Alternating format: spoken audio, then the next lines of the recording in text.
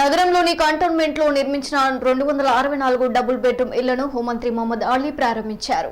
ఈ కార్యక్రమంలో మంత్రులు Talasani Srinivas Yadav, Mallareddy, deputy speaker Padmarao, MLA Sayanna పాల్గొన్నారు. ఈ సందర్భంగా లబ్ధిదారులకు ఇళ్లు పంపిణీ చేశారు. పేద ప్రజలు కూడా గొప్పగా బతకాలనే ఉద్దేశంతో సీఎం కేసీఆర్ 2 పడక గదుల ఇళ్ల నిర్మాణానికి శ్రీకారం చుట్టినట్లు తలసాని శ్రీనివాస్ యాదవ్ స్పష్టం చేశారు. సరైన మౌలిక వసతులు లేక తీవ్ర ఇబ్బందులు ఎదుర్కొన్న గాంధీనగర్, శ్రీరామనగర్ వాసులకు వారి సొంతింటి కలను సాకారం చేసిన ఘనత తెలంగాణ ప్రభుత్వానికే దక్కుతుందని అన్నారు.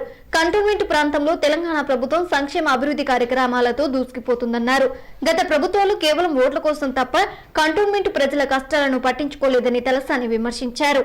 ఈ కార్యక్రమంలో మంత్రి మల్లారెడ్డి మాట్లాడుతూ 1995లో సాయన్న చేతుల మీదుగానే ఇక్కడి వారికి ఇళ్ల పట్టాలు ఇచ్చామన్నారు. మళ్లీ ఇప్పుడు ఆయన చేతుల మీదుగానే డబుల్ బెడ్రూమ్ ఇళ్లను ఇవ్వడం సంతోషంగా ఉందని చెప్పారు. ఈ చిట్టి అమ్మ నీకు ఏ నంబర్ వచ్చిందో దీని తాళం చెయ్యి, అందులోకి వెళ్తూ దామ్మ. నీ పేరు లక్ష్మీబాయి దా అమ్మ, అందులో లక్ష్మీబాయి పేరుందా? లక్ష్మి దా, ఆమెతో దిపి.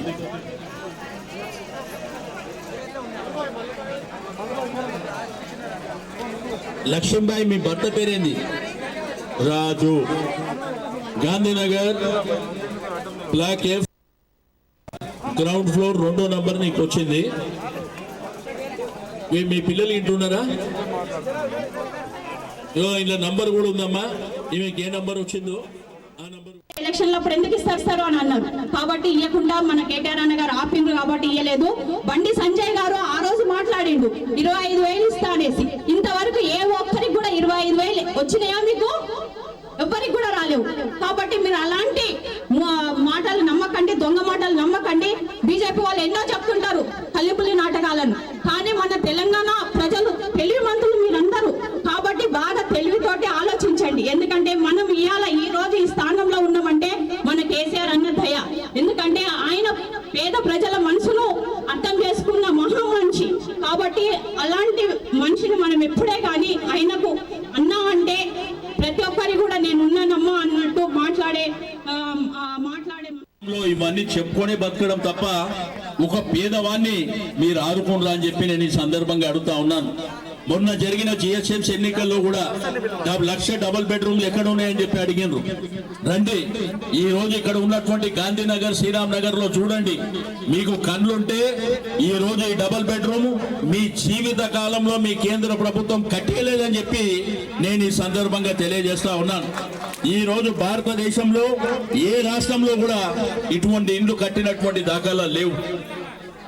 అన్నిటికీ మీరు కట్టే చిన్న ఇంటికి కూడా 70% వాళ్ళనే కట్టుకోమని చెప్తారు. ఈ రోజు 30% సబ్సిడీ ఇస్తామని చెప్పారు.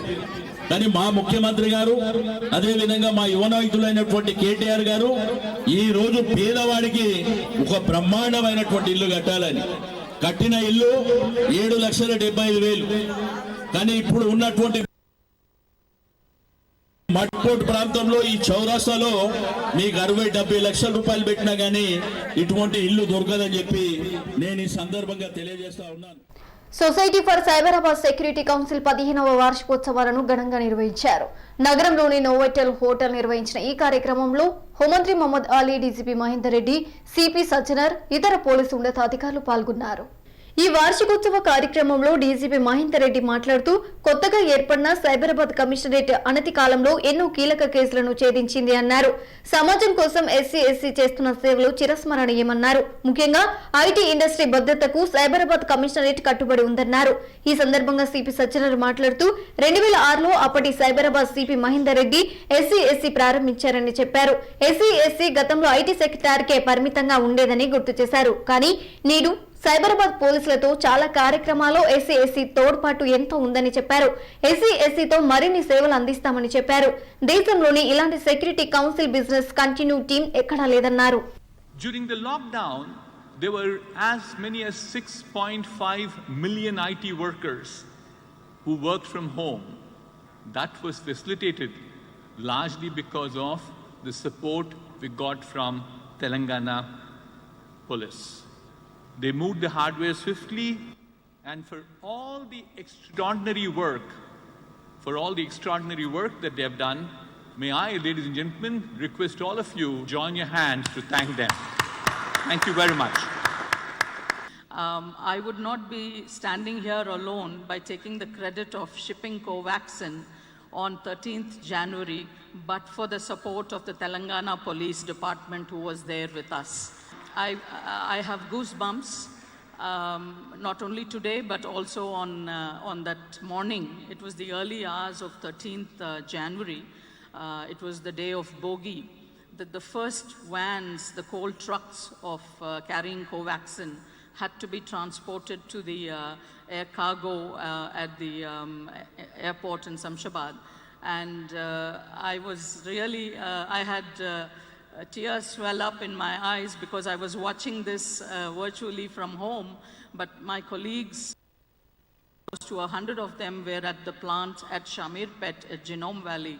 And I had the Telangana police escort the coal trucks of Covaxin going all the way to the airport. And that was a fabulous moment for just not for me, but for the entire team at Bharat.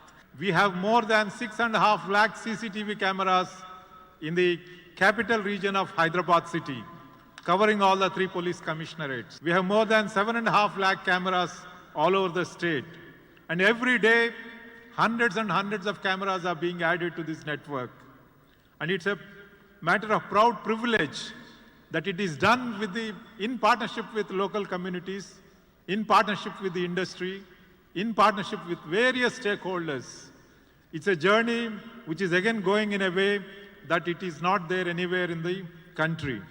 And the recent surveys by various international organizations indicate that we have one of the largest networks of CCTV cameras anywhere in the world. You know, when we wanted to implement technologies in Telangana Police, the government of Telangana, under the leadership of Honorable Chief Minister, sent a delegation, you know, the then DGP Telangana, Mr. Anurag Sharma, then various other police officers. We all visited the London Metropolitan Police, the New York City Police, the Washington DC Police, and we personally studied, all of us together, what are the technologies being implemented there. And then we came back and then we started rolling out various technologies. And today I can proudly say that we are on par, or in some cases, we are much. Most other police organizations in the world as far as the use of technology is concerned. Initiatives taken on road safety and women safety have been stabilized. The next challenge is the cyber security. As our keynote speaker was telling, we are already in that path. Our DGP sir, also Mahendra Reddy sir, has been frequently telling about to take care of the cyber security issues. So Cyberabad Security Council, with the help of the IT industry, we are planning to set up a center of excellence on cyber security in our Cyberabad Commissionerate area shortly. Already planning has been started. That will be one of our goal for the coming days. ఓటుకు note case ACB పరిధిలోకి రాదంటూ Congress MP Revanth Reddy దాఖలు చేసిన పిటిషన్ను ACB court dismiss చేసింది. ఓటుకు note case ఎన్నికల commission పరిధిలోకి వస్తుందని రేవంత్ పిటిషన్ వేశారు. దీనిపై శుక్రవారం విచారించిన ఏసీబీ కోర్టు ఓటుకు నోటు కేసు ఏసీబీ పరిధిలోకి వస్తుందని స్పష్టం చేసింది. రేవంత్ రెడ్డి దాఖలు చేసిన పిటిషన్ను కొట్టివేసిన ఏసీబీ కోర్టు అభియోగాల నమోదు కోసం విచారణను ఫిబ్రవరి 8కి వాయిదా వేసింది. ఫిబ్రవరి 8న నిందితులు హాజరు కావాలని ఏసీబీ కోర్టు ఆదేశించింది. గాజుల రామారంలోని చిత్తరమ్మాదేవి జాతర మహోత్సవం ముగిసింది. శుక్రవారం జరిగిన అన్నదాన కార్యక్రమంలో ఈ ఉత్సవాలు ముగిశాయని ఎమ్మెల్యే కేపీ వివేకానంద్ అన్నారు. జాతరలో భాగంగా ఆలయ కమిటీ ఆధ్వర్యంలో ఏర్పాటు చేసిన అన్నదాన కార్యక్రమాన్ని కేపీ స్థానిక కార్పొరేటర్ రావుల శేషగిరిరావు కలిసి ప్రారంభించారు. ఈ సందర్భంగా ఎమ్మెల్యే మాట్లాడుతూ చిత్తరమ్మాదేవి జాతర సందర్భంగా ఎంతో భక్తి శ్రద్ధలతో నిర్వహించారన్నారు. ఆలయానికి వచ్చే భక్తుల కొరకు ఆలయ కమిటీ అన్నదాన కార్యక్రమానికి ముందుకు రావడం ఎంతో సంతోషకరమని చెప్పారు. భక్తులపై అమ్మవారి కృప తప్పక ఉంటుందని అన్నారు. ఈ కార్యక్రమంలో ఆలయ కమిటీ అధ్యక్షుడు కూన అంతయ్య గౌడ్, ఆలయ కమిటీ ముఖ్య కార్యవర్గం, స్థానిక డివిజన్ అధ్యక్షులు విజయరాం రెడ్డి, మాజీ ZP vice chairman Prabhakar Reddy తదితరులు పాల్గొన్నారు.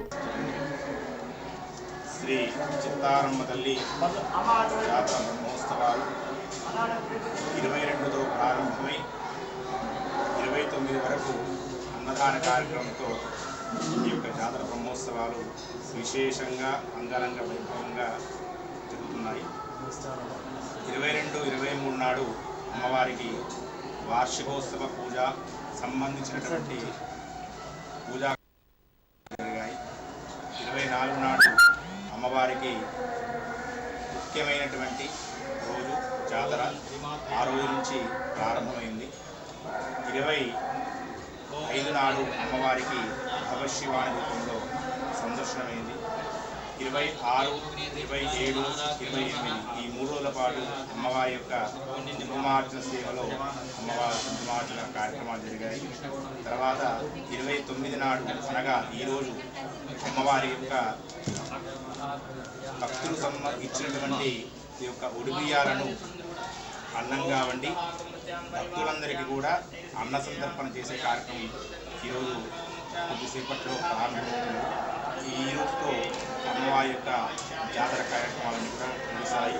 ఈ జాతర కార్యక్రమాల్లో కోవిడ్ నిబంధనలు కూడా పాటిస్తూ దేవాలయ పాలక మండలి వాళ్ళందరూ కూడా సహకరించి ఈ ఆలయాన్ని భక్తులకు కోవిడ్ నిబంధనలు పాటిస్తూ దర్శనాన్ని చేయించడానికి అన్ని ఏర్పాట్లు కూడా చేశారు. అందరూ కూడా పోయినసారి కంటే అధిక సంఖ్యలో భక్తులు ఈ అమ్మవారిని విచ్చేసి అమ్మవారి యొక్క ఆశీర్వాదాలు పొందారు.